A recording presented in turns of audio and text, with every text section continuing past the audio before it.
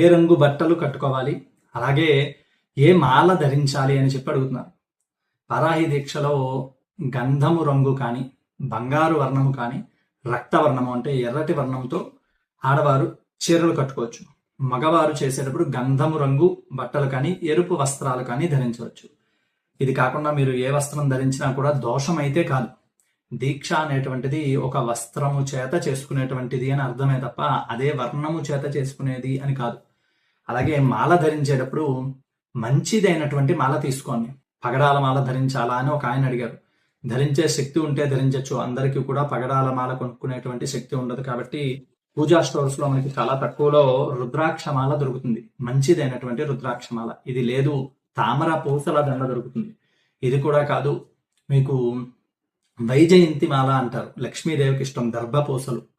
ఈ మూడు కూడా 100 రూపాయల లోపే దొరుకుతాయి. 100 నుంచి 300 మధ్యలో దొరుకుతాయి. ఆ మాల ధరించండి. ఏదో గంగి గోవు పాలు గరిటెడైనను చాలు అని చెప్పి మంచిదైన మాల ఏదైనా కూడా ఒకటి సరిపోతుంది. 108 పూసలు ఉండేట్లా తీసుకోండి. అంతేకాని డూప్లికేట్ మాలలు ఎన్ని తీసుకున్నా మీకు ఉపయోగం లేదు. ఈ వీడియోని అందరికీ షేర్ చేయండి. సర్వే జనా సుఖినో భవంతు.